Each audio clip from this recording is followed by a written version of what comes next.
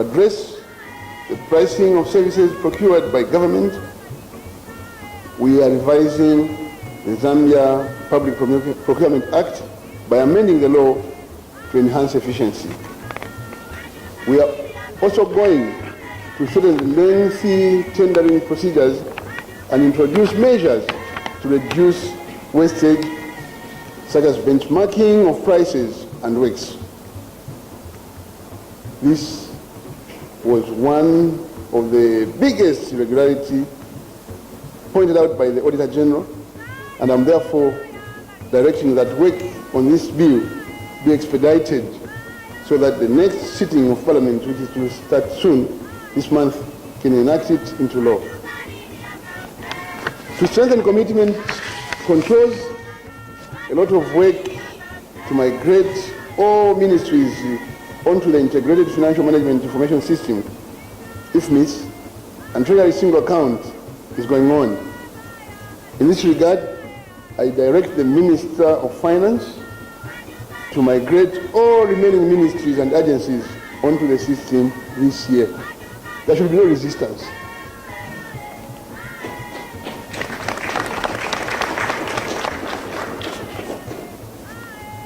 Distinguished ladies and gentlemen, those who resist, let me know. For tax and non-tax revenue collection, government is automating collection to reduce pilferage that is inherent in resource mobilization. And in this regard, ministries which are involved, particularly in non-tax revenue collection, should commence automation of revenues, including the Ministry of Home Affairs, particularly the Zambia Police Service. With regard to project implementation, the Committee of Ministers set up to enhance project implementation should draw up a plan for completion of all advanced projects. And I'm glad, Minister, the report reaching me suggests that you're on course. In this regard, no new project should commence until the current backlog is substantially reduced.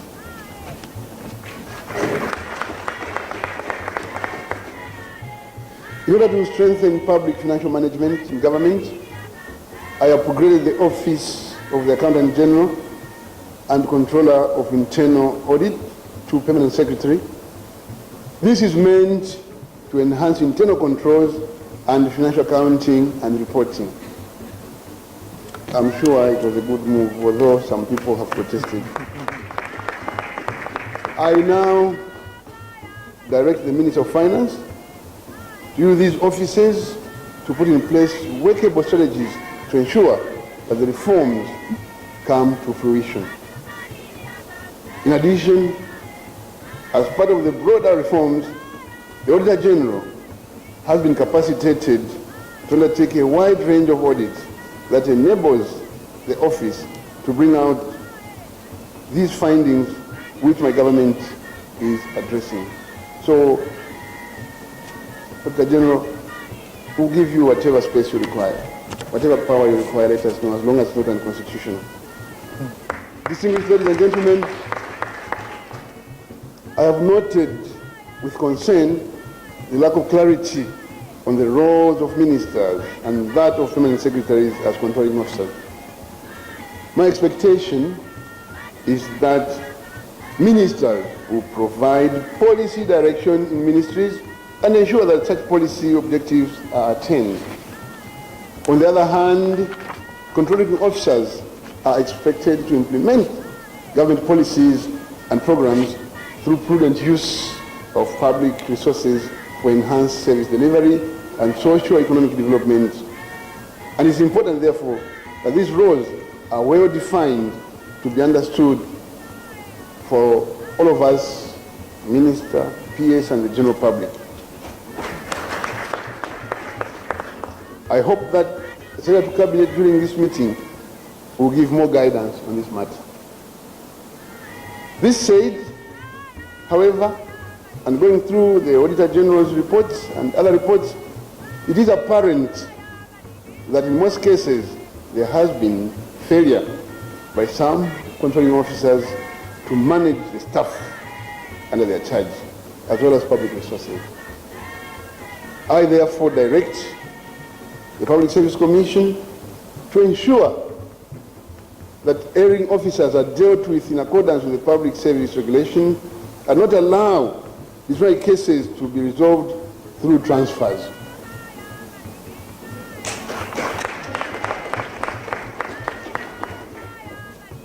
Controlling officers, shielding officers should also be reported immediately to the Secretary of the Treasury and Secretary of Cabinet for action.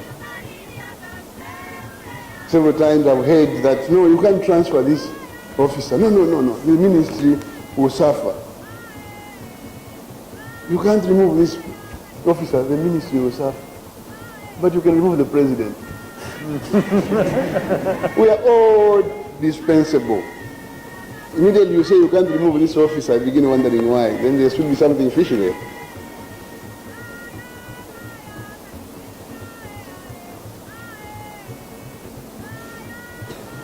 I therefore am directing the Public Service Commission to ensure that no transfers are used to sort out indiscipline or failure to perform. Further, in order for me to monitor your performance as controlling officers, I'm directing the Secretary of the Cabinet to include prudent management of public resources as one of your performance assessment criteria. To law enforcement agencies, I regret to note that a number of cases raised by the Auditor General and other agencies are not acted upon. I don't know why. Every time I'm told, the president is covering corruption, the president is a thief. When it's a civil servant who has stolen and you know that you can arrest him and bring him to book, why should it be the president all the time? He's covering up crime. You are at liberty, law enforcement agencies, to pick and question people. Why? If it was the practice in the past that the president was involved, I'm afraid this president is not involved, and I don't want to be involved. If you are a lawbreaker, you'll be dealt with. But please, do your part. I've never picked the phone at any one time to tell the Attorney General what to do, the Inspector General, the Director General, anti-corruption. It's not my job. But the one, they tell me, that one has erred. Can we investigate him or investigate him? I say, go ahead. And that is my nature. Anyway, the buck stops at me. Probably if you're not working, I'll report you. If I report you to Parliament, if you are not under my charge, don't think I hate you. If you're under my charge, I dismiss you, don't think I hate you. But do your part. I'm doing my part. Distinguished ladies and gentlemen, the Anti-Corruption Commission, the Police, Drug Enforcement Commission, and other security wings should investigate and prosecute expeditiously public officers involved in financial misconduct by acting on the reports they receive, the reports of the Auditor General, and that which they get in the course of their duty. It's not for the President.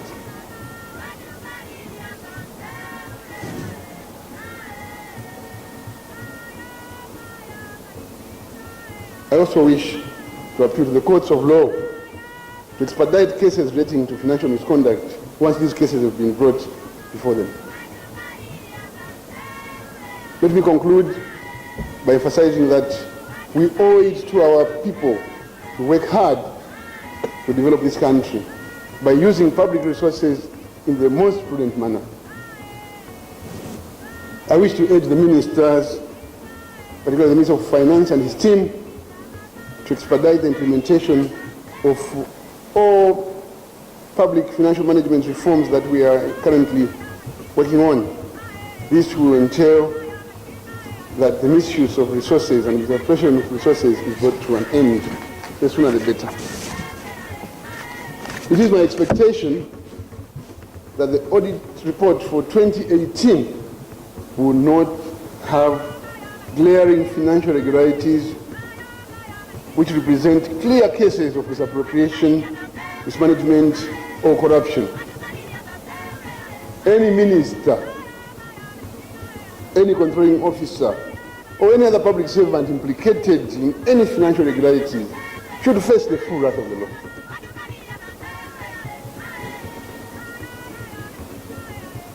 It is now my honor and indeed privilege to officially open this very, very, very important workshop. Thank you, and may God the Almighty bless you.